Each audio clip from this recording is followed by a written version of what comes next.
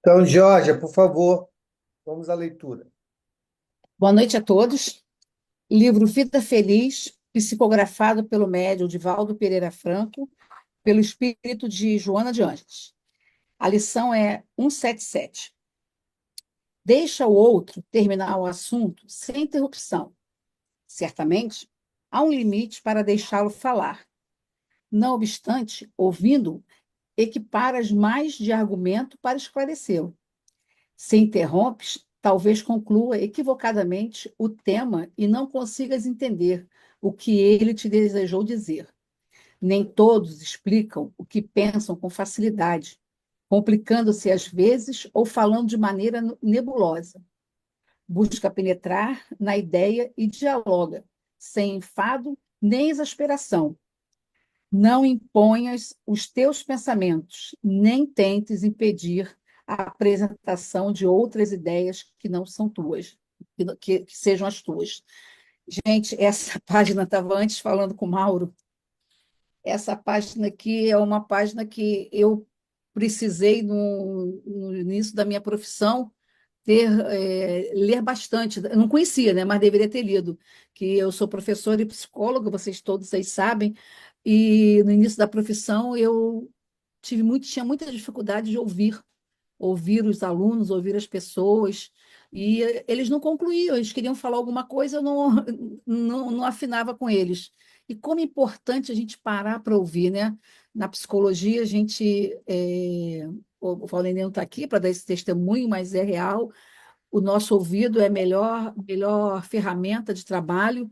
E nós não escutamos, né? Quantos de nós não escutamos, às vezes, um filho concluir um assunto, nós já interrompemos, já falamos. O Mauro e o Valdenir aqui na sala, eles fazem isso com maestria. Eles nos dão voz, né? Sempre, então estão sempre prontos para nos ouvir. E o Pai, né? O Pai nos ouve sempre, né? Jesus foi um sábio, né? Foi um sábio em termos de ouvir. Ele ouviu todos. Então a gente precisa fazer esse exercício. Às vezes a gente não compreende o outro porque nós não ouvimos o outro. É isso. Obrigado. Diga, Angélica. Quando eu li a lição de hoje, eu lembrei o que a Georgia falou, né? Que você e o Valdenir, vocês têm uma capacidade de ouvir aqui na sala, uma paciência, assim, de que vocês prestam atenção, não é aquele que está assim, não, deixa eu falar que depois, daqui a pouco acaba, né? Não, vocês prestam atenção, porque quando a gente vê a resposta que vocês dão, está exatamente ao encontro daquilo que a pessoa estava falando, né? Vocês estão respondendo. E eu acho isso importantíssimo, e saber ouvir, né? Ouvir o amigo que está contando um caso, que às vezes está expondo aquele problema dele que já está tão chato, tão repetitivo, mas a gente tem que entender, para ele, aquilo é necessário. Se nós não temos palavras para dizer para ele, para melhorar, pelo menos nós possamos ouvi-lo, né? Eu tinha uma colega no trabalho, eu lembro muito disso, ela tinha mania de falar não. Quando nós estávamos em reunião, ou que a gente ia conversar com ela, expor alguma coisa, ela já falava de não. Parecia até um tique nervoso, mas ela tinha que contestar e era assim, ela não esperava, sabe, colocar. E tem pessoas que são mais lentas. A gente tem que perceber isso. Tem gente que é mais lento para falar. Eu, por exemplo, eu sou lenta às vezes para formar aquela ideia que a pessoa está falando, mas eu preciso ouvir para saber como é que eu vou formar, né? Então, eu lembro muito disso, e ela era uma pessoa assim que atrapalhava, né? Porque nem sempre as pessoas concluíam. E isso é muito importante no trabalho. Você tem que concluir a sua ideia, porque às vezes aquela ideia é a que vai ser a melhor mesmo, né? Independente de eu achar bom ou não, mas às vezes aquela ideia é que vai ser melhor. Então, eu achei essa lição de hoje assim fantástica. Eu já aprendi muito a ouvir. Eu também era meio aflita assim, mas hoje eu aprendi. E vendo você e o Valdenir nesta sala, para mim assim é um exemplo. Eu espero um dia chegar a esse Ah, que patamar. nada. Vai sim, está bem perto. Essa é um exercício, né? Quem é profissional da área, né, como a Georgia, o Valdemir, os psicólogos, já desenvolvem isso com certeza, né? Mas para nós do movimento espírita, que trabalhamos na casa espírita, Nós precisamos desenvolver essa habilidade, principalmente no atendimento fraterno e nos atendimentos mediúnicos, que é um atendimento fraterno, né? Só que com irmãos espirituais, mas é o mesmo processo. Se nós formos de fato afobados em sair, né, despejando as nossas ideias preconcebidas, né, sem antes ouvir de fato, né, não só a mensagem, a história, mas o sentimento que as pessoas trazem, nós temos grandes chances de errar. Grandes chances de errar. Então é importante nós aprendermos a ouvir, sim. E é um exercício. É um exercício. E todos nós somos capazes de desenvolver, né? É uma questão de empenho, de dedicação, né? E que a gente chega lá, com certeza. É, Mauro, eu acho assim, é o que a Angélica falou e tudo, completando, mas só que hoje está muito difícil nós ouvirmos e também as pessoas ouvir. Estamos muito carentes também de atenção. As pessoas não estão tendo paciência para te ouvir, você terminar uma coisa, a gente, né, é um exercício, como você falou, mas hoje as pessoas não querem mais assim ouvir, passa, nem atender um telefone, tudo agora é áudio, escrevendo, então as pessoas estão muito impacientes para ouvir, não querem, sabe, parar, ouvir, às vezes você só quer falar, você só quer desabafar, mas cadê alguém que queira, né, que esteja disponível para te ouvir, ou um momento que você esteja passando. Hoje nós estamos muito carentes disso, infelizmente. esse é a nossa oportunidade de trabalho. É. De nós desenvolvermos essa capacidade, né? Se nós sentimos a carência desse tipo de serviço, vamos dizer assim, né? E nós sejamos, então, esse agente. Se todos nós nos dedicarmos, são mais 30 pessoas que vão ouvir. Somos nós aqui da sala, ué. Então, a gente precisa começar, a gente precisa, Não, né? aqui eu estou assim, aqui eu sei que vocês ouvem tudo, é um momento até que, assim, me faz muito bem, entendeu? Mas, assim, fora, às vezes, né, em outras situações, até mesmo na casa espírita, tem acontecido, eu acho que o acolhimento, não, em algumas, deixa muito a desejar. Mas por quê, gente? Olha só, porque as pessoas não desenvolveram isso. Não é uma questão porque a casa espírita é ruim, porque não. As pessoas que lá estão não deram devida importância a essa habilidade que nós precisamos desenvolver. É isso. É que nem qualquer outra virtude. Então, parte de nós. Não espere a casa espírita, não espere nada. Somos nós. Nós que vamos treinar essa habilidade. Ah, mas eu não tenho paciência. Então é agora que é a hora. Eu vou dizer para mim mesmo, não, freia minha língua, deixa eu ficar calado, deixa eu ouvir aqui. Meu treinamento é ouvir, né? Não é trazer ideias preconcebidas, não é trazer frase pronta, nada disso. Minha função aqui é treinar a ouvir. Depois a gente faz a reflexão. Se a pessoa pedir, a gente dá opinião. Mas a ideia, o primeiro passo é aprender a ouvir. Porque quando nós formos aprender a ouvir, nós vamos ter que fazer o quê? A gestão do tempo. Somos obrigados a fazer a gestão do tempo, né? Ah, meu Deus, a gente não pode ficar assim, não. Ai, que situação não acaba, não, meu Deus do céu. Não, vamos dar atenção, vamos prestar atenção. Porque é isso que a pessoa que está nos comunicando espera de nós. Senão ela conversava com o espelho, conversava com a árvore. Se ela não espera uma resposta, se ela não espera essa empatia, então conversa qualquer coisa.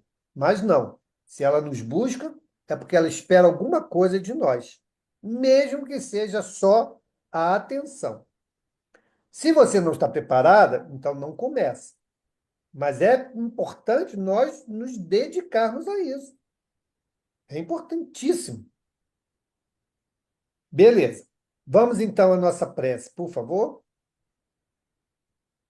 Mestre Jesus, abençoe a nossa noite, que nos possibilita estar aqui reunidos para aprender um pouco mais a sua doutrina.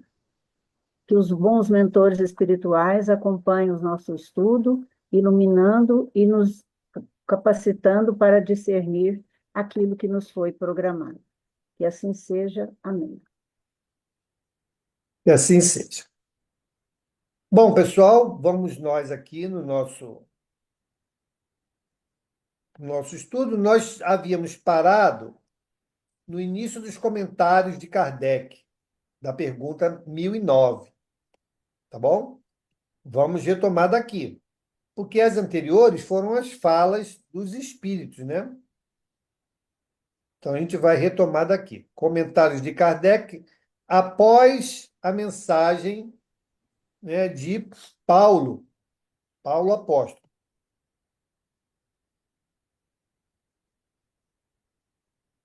Então, vamos lá. Carlão, por favor, abre o teu áudio.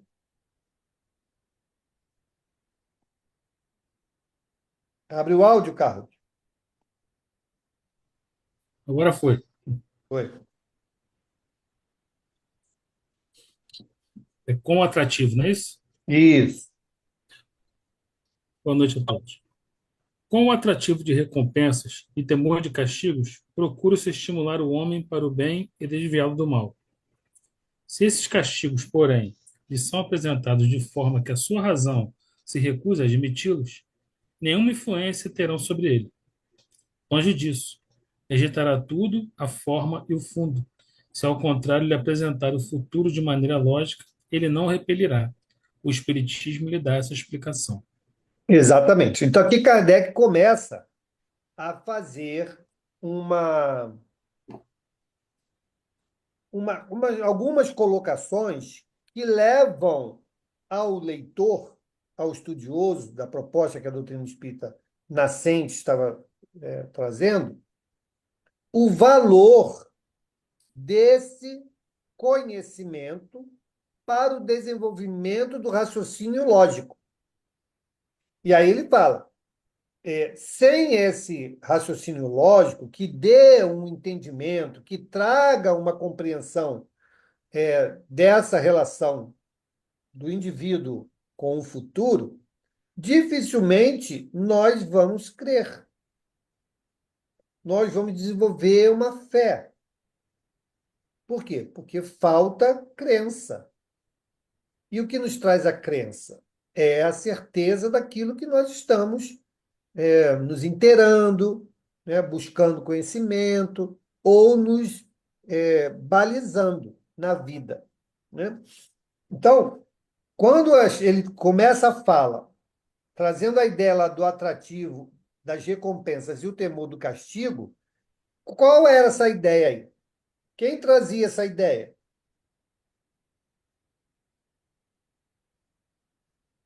Naquela época lá, igreja cristã e o protestantismo. As duas se baseavam nisso, né?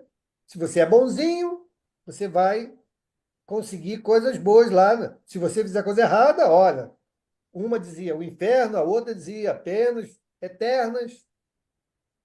Então, ele já começa falando sobre isso, porque era o que era da época. E aí ele continua. Então, procura-se estimular o homem para o bem e desviá-lo do mal, com recompensas ou castigos. Essa é a fala de Kardec. E aí ele continua. Se esses castigos, porém, lhe são apresentados de forma que a razão se recusa a admiti-los, nenhuma influência terão sobre ele. A pessoa não vai acreditar naquilo e vai desenvolver nela o quê? A descrença. Então, não vai trazer benefício, pelo contrário, vai trazer prejuízo, porque vai desenvolver na pessoa a descrença. Eu não acredito nisso, isso é uma coisa absurda, né? Então, se é esse o único caminho, se é a única proposta de explicação, então para mim não existia nada, eu vou na minha aqui, né? Aí que eu digo, nenhuma influência. Longe disso, rejeitará tudo, a forma e o fundo.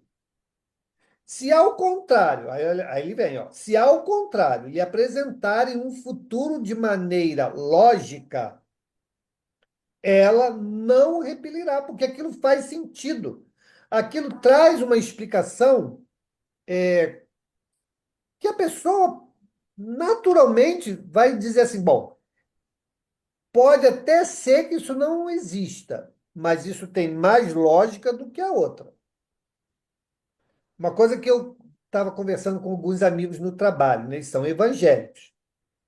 Aí ele falava assim, não, mas você não acredita no céu? Eu falei, não.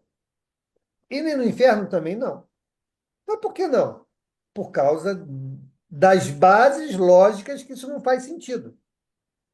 Então você vê, uma pessoa comete uma vida inteira de atrocidades, de erros, de crimes, né?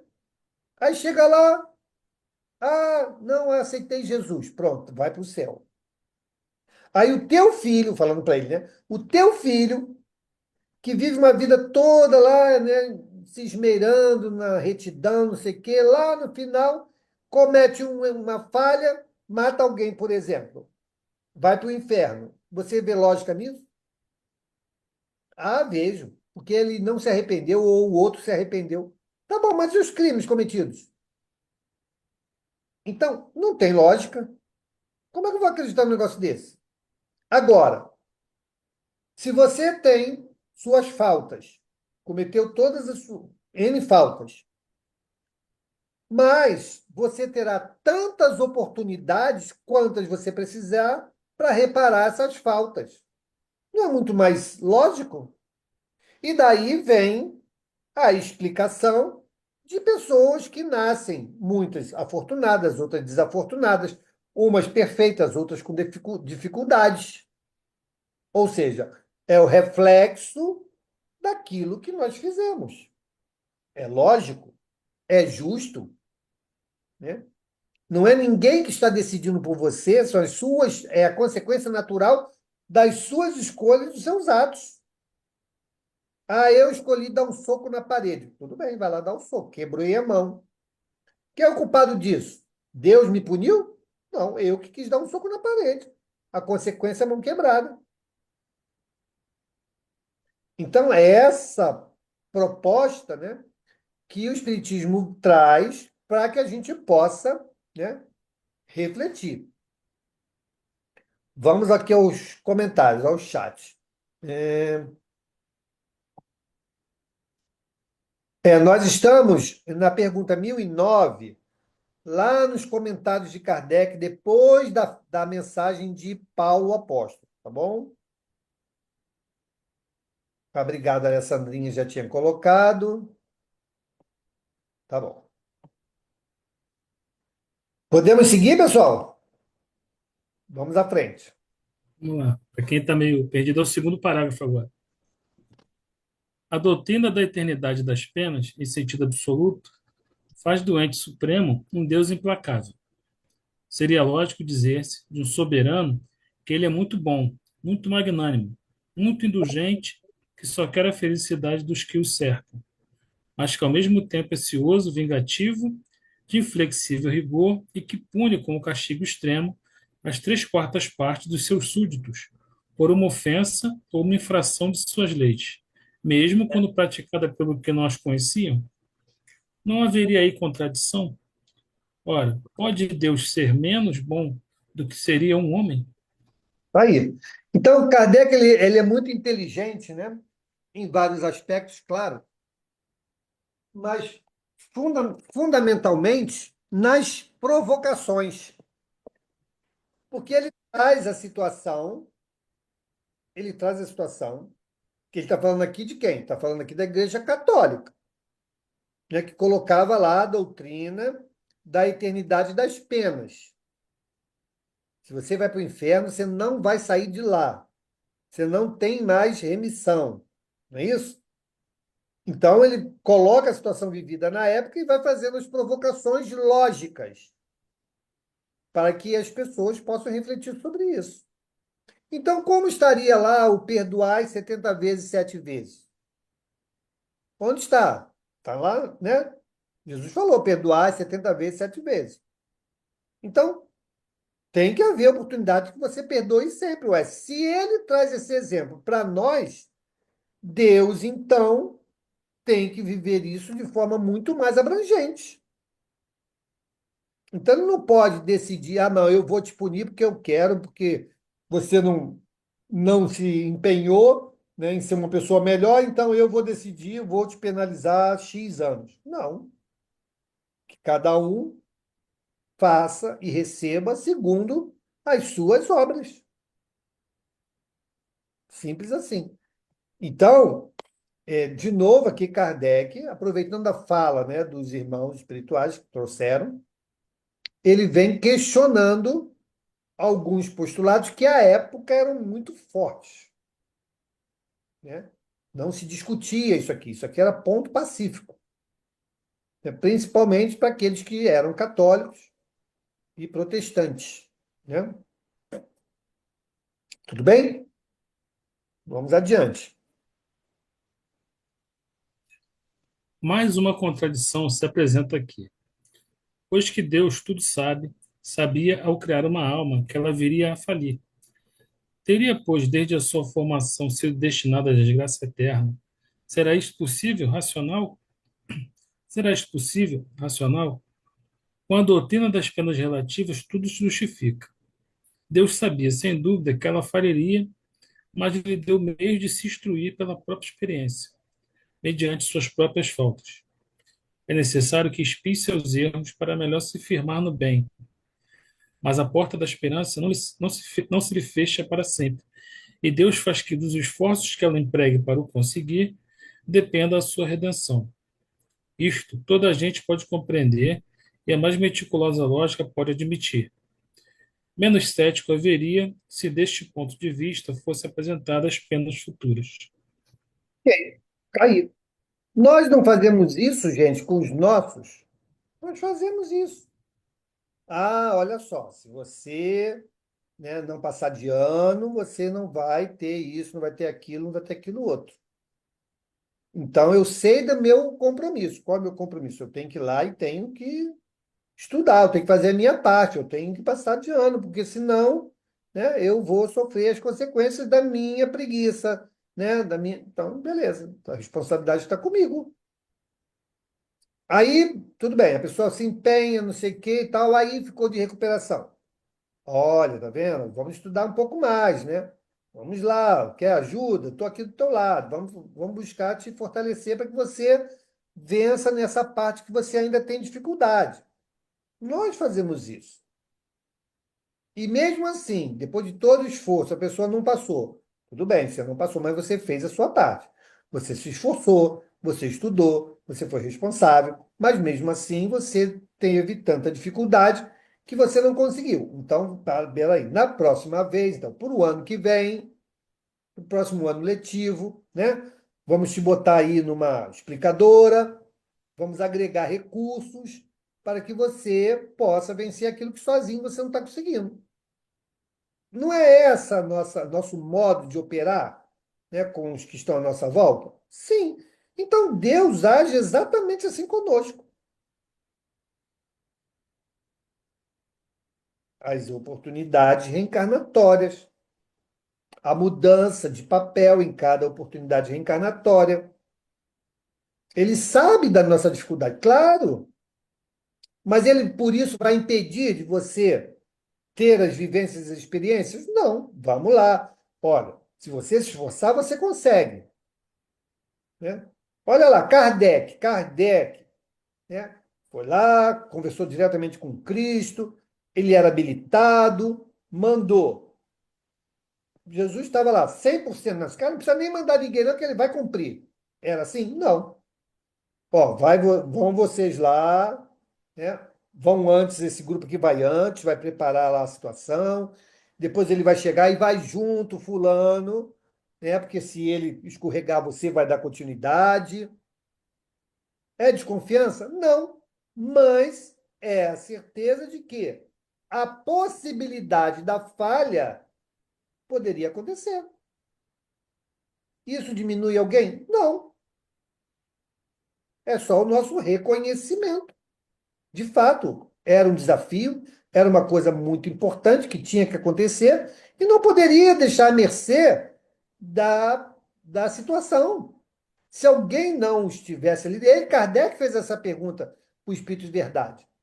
E se eu falhasse? Se eu falhar, outro assumirá a sua função. E já estava lá engatilhado. Né? Leon Denis já estava ali. Então, é essa a importância, né? A gente precisa ler nas entrelinhas, né? Daquilo que efetivamente circunda todos os nossos projetos. Cada um de nós tem essa mesma designação. Cada um de nós. Né? Claro, dentro do seu degrau, né? Dentro do seu degrau. Mas todos nós temos a mesma situação. A gente vem com algo a realizar, a gente vem com as pessoas que vão nos apoiar, a gente vem com as situações que teremos que viver e vamos ver o saldo no final. Beleza? Vamos adiante. Na linguagem vulgar, a palavra eterno é muitas vezes empregada figuradamente, para designar uma coisa de longa duração, cujo termo não se prevê, embora se saiba muito bem que esse termo existe. Dizemos, por exemplo, os gelos eternos das altas montanhas, ou dos polos, embora saibamos de um lado que o mundo físico pode ter fim e de outro lado que o estado dessas regiões pode mudar pelo deslocamento natural do eixo da Terra ou por um cataclismo. Assim, nesse caso, o vocábulo eterno não quer dizer perpétuo ao infinito. Quando sofremos de uma enfermidade duradoura, dizemos que o nosso mal é eterno. E é, pois, de admirar em que espíritos que sofrem há anos, há século, há milênios mesmo, assim também se exprimem. Não esqueçamos, principalmente, que não lhes permitindo a sua inferioridade divisar o ponto extremo do caminho, creem que terão de sofrer sempre, o que lhes é uma punição. Ok. Então, o que ele descreve aqui é mais pura verdade. E é mais visível ainda nos trabalhos mediúnicos. Quantos e quantos irmãos se apresentam nas reuniões dizendo que não tem fim, a dor dele não tem fim, né? Que ele está destinado a viver eternamente com aquela situação, por desconhecimento, por falta de arrependimento, por não ter desenvolvido nele próprio essas convicções de que ninguém está só, de que Deus é amor, né, que sofremos as consequências dos nossos atos e não da punição que alguém nos impõe. Quando lhes é esclarecido isso, as coisas vão mudando. E nos retornos, né, das reuniões, a gente vai notando a mudança, eles vão descrevendo como aquilo que está acontecendo aonde eles estão, quando a ajuda espiritual aparece. Então não é eterno. Então, dito popular, é eterno enquanto dure. É isso, é eterno enquanto dure. Mas quando é que eu vou dar o fim a essa duração? Quando eu mudar. Quando eu estabelecer um novo padrão para a minha vida. Aí as coisas começam a se reconfigurar. Né? Então é exatamente isso que ele está nos dizendo aqui. Tudo bem? Vamos adiante. Ademais, a doutrina do fogo material das fornalhas e das torturas, tomada ao tártaro do paganismo, está hoje completamente abandonada pela alta teologia e só nas escolas esses aterradores quadros alegóricos ainda são apresentados como verdades positivas, por alguns homens mais zelosos do que esclarecidos, que assim cometem grave erro, porquanto as imaginações juvenis, libertando-se dos terrores, poderão ir aumentar o número dos incrédulos. A teologia reconhece hoje que a palavra fogo é usada figuradamente e que se deve entender como do significado fogo moral, questão 974. Os que têm acompanhado, como nós, as peripécias da vida e dos sofrimentos do além-túmulo, através das comunicações espíritas, puderam convencer-se de que, por nada terem de material, eles não são menos pungentes. Mesmo relativamente à duração, alguns teólogos começam a admiti-la, no sentido restritivo acima indicada e pensam que, com efeito, a palavra eterno se pode referir às penas em si mesmas, como consequência de uma lei imutável e não à sua aplicação a cada indivíduo. No dia em que a religião admitir essa interpretação, assim como algumas outras também decorrentes do progresso das luzes, muitas ovelhas desgarradas reunirá. É isso aí. Então, como ele está nos fechando aqui o raciocínio, né? Bate na porta de novo do quê, gente? Do conhecimento, do esclarecimento, né? Do raciocínio lógico, da razão. Cada vez mais, antigos conceitos não são mais aceitos de pronto. Então, nós precisamos, de certa maneira, sermos convencidos. E não convencidos por uma imposição de ideia, mas convencidos, sim, pela lógica, pelo raciocínio, né? Que aquele pensamento, que aquela proposta, que aquela teoria nos traz. Algumas pessoas ainda optam, né, pelas suas características, que alguém as diga o que fazer. São pessoas dependentes. Existem, né? Tudo bem, a gente respeita, a gente auxilia. Mas a tendência, principalmente no tempo em que estamos, né, e no processo de desenvolvimento planetário que estamos vivendo, não será essa a sociedade, né, que nós, em breve, teremos em grande maioria. A gente já vê as crianças, né, questionadoras, né? Mas por que isso? O só sim não é suficiente.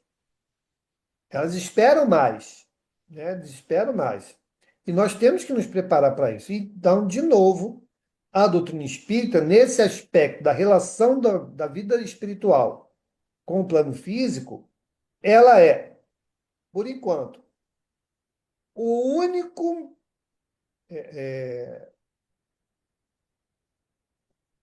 espaço onde nós poderemos encontrar respostas no que diz respeito a esse aspecto da vida futura, da vida espiritual, e a relação dela com a vida física.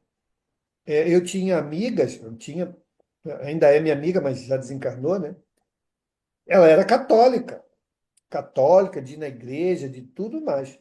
Só que ela dizia, mas Mauro, foi no Espiritismo que eu encontrei respostas, coisa que a igreja não me satisfazia. Eu ia lá, conversava com o padre de determinadas coisas, e ele, poxa, me trazia umas respostas lá que não juntava lá com o CRA. E quando, né, a gente começou a conversar sobre, você falou da visão da doutrina espírita sobre vários aspectos, aqui fez todo sentido. Mas ela não deixou de ser católica. Continuou católica a vida inteira. Mas reconhecia que aquele desenvolvimento de raciocínio que a doutrina espírita trazia fechava perfeitamente na cabeça dela. Depois ela veio numa comunicação espiritual, porque a filha dela, que é afilhada da Dulce, né, minha esposa, ela estava frequentando a casa e ela trouxe uma mensagem falando para a filha, dentre outras coisas, que ela buscasse estudar o espiritismo, né? Porque aquilo faria toda a diferença na vida dela. Então, para a gente ver como esse estudo que nós estamos fazendo, ele é importantíssimo, né? Porque nos abre a mente, né? Nos faz ver a vida de fato como ela tem que ser vista. Diga, Carlão. Mauro, você acha que ele fala aqui, né, já no século XIX, que a insistência nesse tipo dogmático de falar ou desses terrores que se colocavam acabavam aumentando o número de incrédulos, não é isso? Uhum. A gente pode relacionar isso a tanta incredulidade, tanto ataque ao cristianismo que tem hoje, somado àqueles que viveram nessa época as punições impostas pela igreja, as restrições que haviam, terem reencarnado novamente? Sim, então, nós estamos nesse processo, né, de mudança do status planetário, né? Sair de uma situação de provas e expiações e entrando no processo de implantação de um mundo de regeneração. E a misericórdia divina, o que ela vai fazer? Ela está dando a oportunidade desses espíritos reencarnarem para tentarem, né, nesse sprint final aí, mudar a sua forma de pensar e agir e permanecer nessa população espiritual que dará continuidade das reencarnações aqui. Agora, você trouxe exatamente um ponto. As pessoas que se decepcionaram com a religião, né, no mundo espiritual continuam com a mesma posição. Se elas não foram esclarecidas, se elas não se abriram para esse esclarecimento, se estão vivendo ainda a revolta, né, pela decepção, elas reencarnam contrárias e ferrenhas perseguidoras do cristianismo. E nós vamos encontrar, sim, estamos encontrando, né, pulverizado no mundo, várias manifestações contra o cristianismo. Mas isso faz parte do processo, né? É o momento de separar o joio do trigo, não é assim? Então, tá lá, a oportunidade é essa. Agora você tem, ó, você teve a oportunidade de entender que existe um Deus único, que é um Deus de amor, né? Que essa história de penas eternas não existe, que tudo é dependente do seu esforço, das suas ações como consequência, né? Que a morte não termina com nada, que não existem penas eternas, que o teu futuro, a tua felicidade ou a tua infelicidade depende dos seus atos, porque serão consequências naturais disso. Se você agora está com tudo isso e mesmo assim insiste, né, em trilhar caminhos tortuosos, não será mais aqui.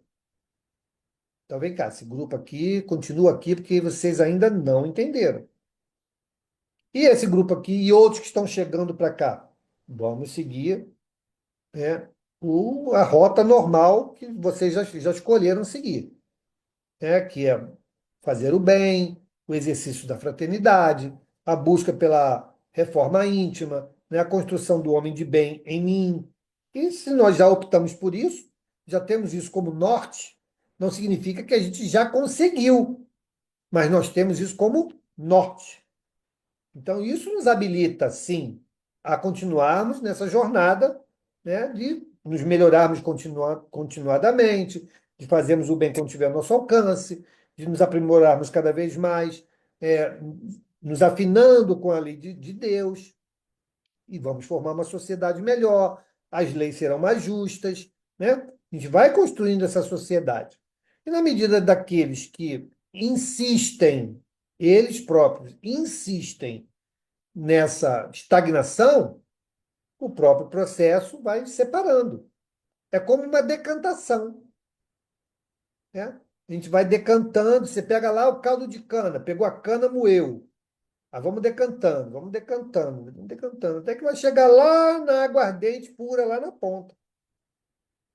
E a sujidade, né, vai ficando pelo caminho. É assim que funciona, né?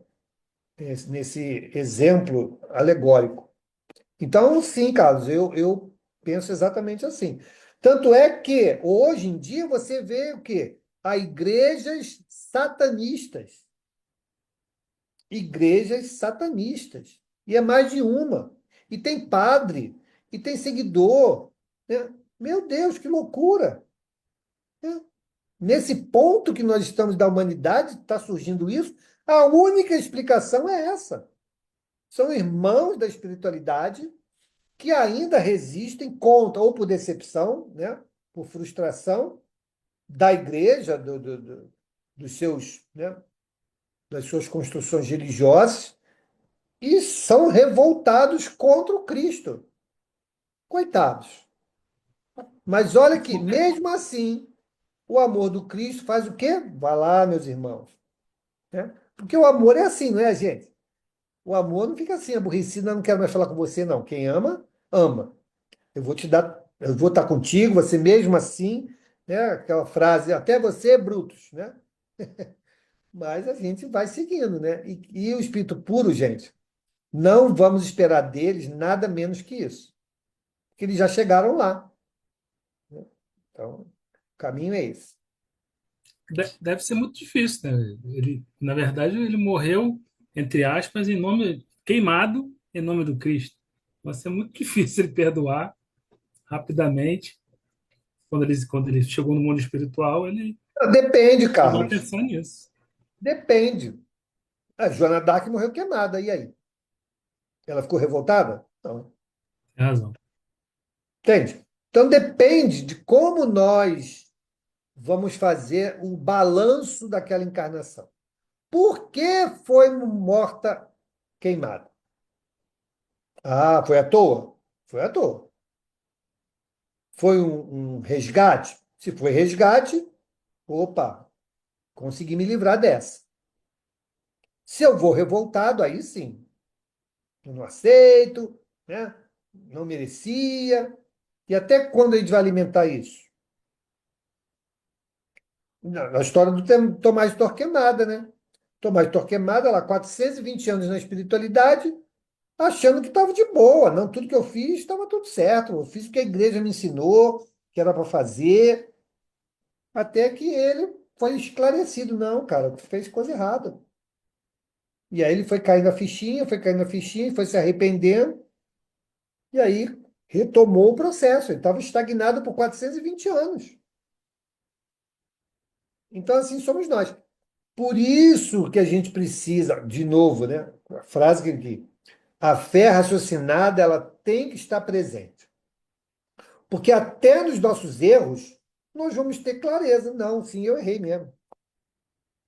Eu reconheço que errei.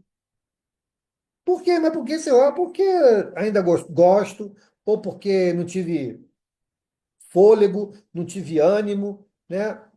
A gente vai ter lá as explicações, mas vai reconhecer que foi por nossa escolha. Gente, você não sabe a diferença que isso faz. Quando a gente não reconhece essas nossas faltas, a gente fica ali remoendo, não, não aceito, não, porque eu não mereço, não. Agora, quando a gente reconhece, não, de fato eu fiz. Senhor, reconheço que fiz, mas quero corrigir. Pronto. De imediato a gente já pula, vira a página. Reconheci o erro, agora eu quero corrigir. Ah, tá bom, você quer corrigir, agora você espera, né? Você vai ter que esperar um pouquinho, né, para você poder corrigir isso que você fez aí. Mas tudo bem, vamos em frente, porque sua consciência já está em outro ponto. Então, isso é muito importante. Seja bem-vindo, Valdemir, Sandra, Muito Silvânia. obrigado. Só para complementar a tua fala, complementar, vou botar mais um molinho na sua fala. João Ó, Rus foi queimado. isso, O próprio Kardec, que é o Kardec. Então, nem todo mundo que foi queimado ficou inimigo do Cristo, foi inimigo da religião. Muitos entenderam e aceitaram. E muitos aceitaram de bom grado. Foi o caso da Joana de Cusa, lá com Joana d'Arc, com o filho sendo queimado. Então, isso vai é, muito do espírito, é individual. Cada espírito tem um nível de evolução diferente. exato. Tudo bem? Podemos seguir? Questão 1010. Ressurreição da carne. O dogma da ressurreição da carne será a consagração da reencarnação ensinada pelos espíritos? Como quererias que fosse de outro modo?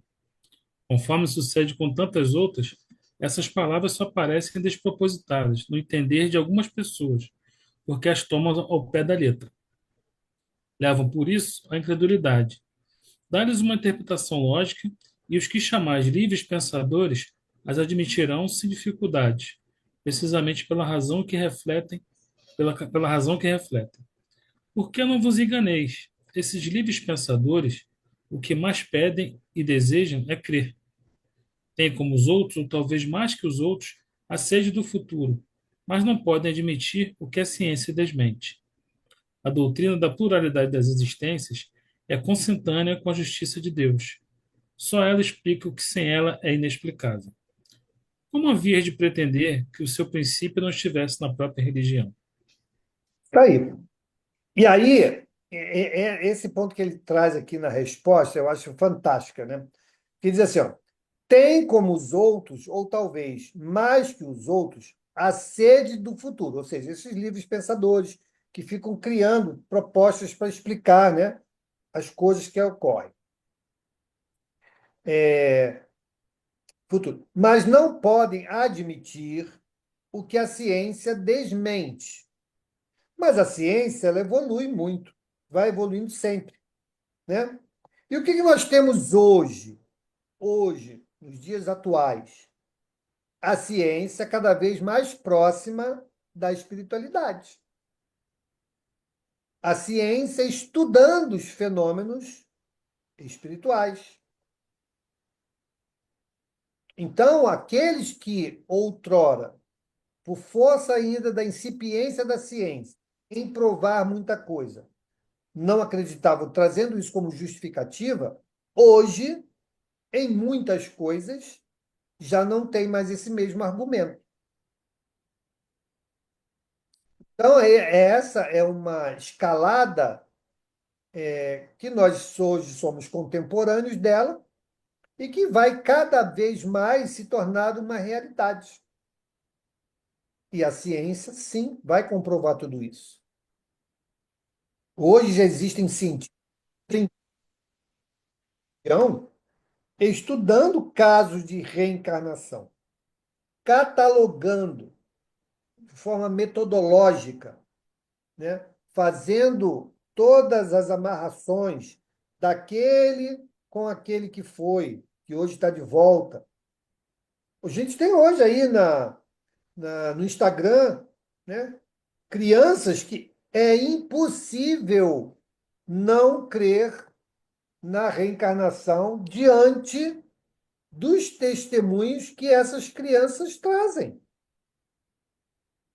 Tem até aquele menininho lá, chamado cardiologista, né? Sabe tudo. Não teve nem chance ainda de ter contato com aquilo, ele sabe. E com fluência, e com uma maestria, um domínio sobre o assunto. Eu vi algumas entrevistas com ele, em que levaram médicos, e os médicos faziam algumas perguntas capciosas, né? Falavam conceitos errados para saber se ele não estava ali apenas replicando, né? Coisas que pudessem ter de uma mente prodígio, e ele corrigia. Quando a repórter fazia uma pergunta, usava uma palavra errada, ele falava: "Ó, essa palavra não é assim, é assado." Então você vê que é conteúdo, de fato. Da onde que veio? Com 4, 5, 8 anos. E a outra menininha, né, que é médium e que fala da experiência dela no plano espiritual e que fala da experiência dela mediúnica, da dupla vista que ela tem. Então, gente, nós estamos hoje, de novo, contemporâneos desta fase que os espíritos estão vindo para fazer a consolidação do que o Espiritismo veio trazer. Então, a gente precisa, nós que estamos aqui estudando, precisamos nos inteirar disso que está acontecendo no nosso entorno, no mundo. Esses depoimentos, essas constatações, nós temos que nos aproximar delas. Não para tietar, mas para estudar. Então, isso é muito, muito relevante. Não percamos essa oportunidade, né? Porque é uma soma do que nós estamos aqui estudando com os depoimentos e a vivência desses que estão vindo para isto, né? Porque senão, qual sentido teria uma criança ainda com 4, 5, 6 anos com essa desenvoltura toda? Se não para nos chamar a atenção. Não precisamos mais chamar a atenção dos fenômenos espirituais. Isso já aconteceu. Não são mais os espíritos desencarnados que precisam mostrar a sua realidade. Já aconteceu. Agora, nós vamos entrar numa fase que eu creio que serão os espíritos retornando e mostrando que são, sim, essas personalidades, né, esse conhecimento que foi acumulado de outras existências e que agora está aí, precocemente sendo apresentado. Então, isso é muito, muito legal da gente acompanhar. Diga, Ronald. Olha isso que você falou, né? A ciência, hoje em dia, né, ela já comprova, né, a força da fé, da religiosidade das pessoas. Ela só não pode comprovar cientificamente a existência de Deus, mas já admite, através de ressonâncias magnéticas, as pessoas que oram, aí eles falam, né, pelo menos no artigo que eu li, que a presença de Deus está na consciência de cada ser humano. Uns mais, outros menos, de acordo com a sua fé, com a sua religiosidade. A única diferença, né, é que a ciência ela quer prova, enquanto a religião ela requer fé. Mas a ciência, hoje em dia, já aceita e comprova realmente a importância, principalmente, da prece, naqueles casos, né, terminais, daqueles doentes, já apresentaram várias pesquisas, esses casos também de EQM, pessoas que durante ali a cirurgia, por alguns segundos, alguns minutos, depois que retornam da cirurgia, eles relatam exatamente, olha, eu me vi acima do corpo, eu vi que você estava fazendo assim, estava fazendo assado, eu vi que você deu tantos pontos aqui, tantos pontos ali. Então, quer dizer, a ciência hoje em dia já aceita, mas ela quer a coisa concreta, ela precisa de fato, mas já há um caminho. Exato. Diga, mana. Oi, boa noite. Boa noite. Mauro, mas você disse que a gente deve se aproximar, né, desses eventos das crianças que a gente vê, mas o que que você acha dessa superexposição dessas crianças? Então, isso é outra coisa, né? Isso é outro assunto. Quando Jesus curou e dizia assim, ó, vá lá e se apresente para não sei quem, né? Mas não diga quem fez nada contigo, né? Não fale de mim. Vá lá e apresente a sua cura, né? Para que você pudesse voltar à sociedade, né? Vários momentos ele fez isso. O que eu vejo é que isso também está acontecendo, né? Só que muitas das vezes a gente perde a mão e aí começa a explorar algo que pode, muitas das vezes, desviar aquele irmão espiritual pela sua tenridade, maturidade ainda dessa fragilidade física, não espiritual, mas física, desvirtuá-lo no caminho. Aí vão responder por isso. Mas o apresentar disso, eu acho que é positivo. Senão, como é que nós saberíamos? Né? Agora, o que eu acho que o errado, né, quando mal conduzido, é a exposição em excesso. Isso pode trazer prejuízo e atrapalhar a jornada desses companheiros. Mas isso cabe aos responsáveis, né? Diga, Sandra. Eu fiz aqui uma anotação que me fez pensar, né? No momento que algumas décadas atrás a gente, criança, vinha com qualquer coisas desse nível extra ou paranormal, vamos colocar assim, extrafísico, muitos não tinham aportes intelectuais e até mesmo religiosos para entender essas questões desses filhos, né? Por isso que eu acho muito positivo, mesmo tendo esses inconvenientes, eu concordo com a Mana, esses inconvenientes da exploração, porque em alguns casos são meio que notórios, que tem ali por trás uma busca de visualização. Porém, quantos de nós, eu penso, quantos de nós não tem essa capacidade lá guardada dentro inconsciente muito lá atrás e não expõe até hoje por medo de ser bloqueado, de ser chamado de maluco, de ser. E precisa estar do lado de gente que entenda, né? Então, é isso que me fez pensar. Graças a Deus estamos nessa época de poder ser tudo transparente. Uma criança de 3 anos não pode aprender um instrumento musical tão complexo como é o piano de uma hora para outra. Não tem como, não tem como, não tem como. Ele, por mais que ele esteja ali do lado no ventre, do lado de um pai e uma mãe musicista, músicos, não há condições nenhuma, porque são coisas técnicas muito evoluídas. Então, não tem contestação, não tem contestação. Essa é a maior prova.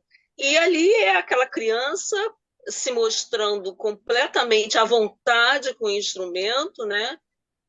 Enquanto um tem medo de expor e faz xixi na calça, por exemplo. O outro não, senta e brinca com as teclas e mostra a sua melhor performance. Então, é a hora da gente conhecer esse outro lado e mexer com a gente, burilar na gente, se não tem uma capacidade dessa escondida de nós, por outros que não haviam sequer entendido a nossa expressão ou mediúnica ou paranormal, enfim. É, Obrigada. esse é um desafio, né? Quando a gente vem para a reencarnação, a gente sabe do nosso compromisso e sabe dos nossos desafios, não é? Então, assim, tudo isso faz parte do contexto, né? Então, agora, uma outra coisa que a gente também não pode misturar é o seguinte: a criança começa a apresentar lá suas potencialidades. Aí a gente corre para definir, no caso que a Sandrinha falou, 3 anos, 4 aninhos tocando, que é uma maravilha. Vai ser músico, vai ser pianista. Calma. Essa lembrança, ela pode ser, sim, de um acervo espiritual, mas não ser um compromisso para essa encarnação. Verdade. Não ser um compromisso. Eu quero desenvolver outra coisa. Falo do meu cunhado. Meu cunhado foi para o conservatório de música. E lá ele tomava reguada na mão. Por quê? Porque ele não lia partitura. Ele sabia música antecipadamente. Ele tocava, Incrível. a mulher mudava a partitura e ele tocava na perfeição. Mas não é porque ele decorou, ele sabia aquilo. Sabia. Uhum. Entende? E hoje não é músico e nunca foi músico. Ou seja, ele tinha e tem esse acervo espiritual com ele, tem a desenvoltura do instrumento, mas não. A área dele é completamente diferente. Então, isso ele Apenas despontou muito cedo, né? lembrou. Mas não significa que aquilo será a destinação, né, daquela encarnação. Pode ser outra completamente diferente. Por isso, de novo, o estudo e o conhecimento que a doutrina espírita nos dá. Muitos aqui devem ter netos, né? Se não viveram isso com seus filhos, podem viver com seus netos. Começa a apresentar habilidades, né? Opa, quem é que está aí?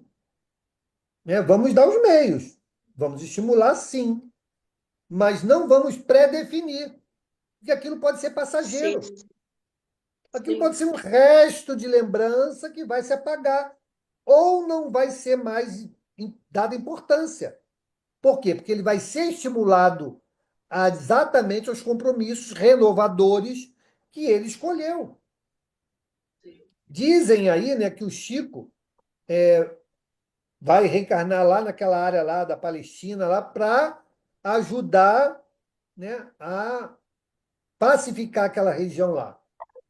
Dizem aí. Pô, tudo bem, tem sentido. Predisposição ele já tem. Habilitação para isso ele já tem, né? Ou seja, a envergadura e E a forja moral ele já tem. Vai ser um desafio? Claro que vai. Num povo que não crê absolutamente nada em relação ao Cristo, que para ele foi mais um profeta, imagine qual a mensagem, né, que ele terá que desenvolver junto àquela população. Então, assim, é isso que é importante a gente ter em mente e observar, principalmente. Ninguém está aqui, gente, estudando doutrina espírita à toa. É verdade. Isso tudo vai ter um desdobramento na vida de cada um de vocês. Aí a gente vai lembrar, caramba, como foi importante. Um amigo meu foi presidente de casa espírita. Ele se casou, teve 2 filhos e a esposa engravidou do terceiro. Quando ela engravidou do terceiro, ele despertou nele o interesse de fazer uma arte marcial, uma luta de arte marcial. Aí ele foi fazer judô. Foi lá fazer judô e tal. Aprendeu lá, foi até uma determinada faixa. Ele falou, não, agora chega, não me interessa mais. Beleza. Nasceu o filho. Autista. No espectro alto do autismo. Agressivo. Ou seja, aquilo que ele foi aprender serviu para que ele pudesse pacificar o filho nos momentos de crise. Só ele conseguia imobilizar ele até que ele se acalmasse. Olha aí a condução das coisas, né? Então, nós temos que estar atentos, gente. Ninguém está aqui a passeio e todos nós temos os nossos compromissos.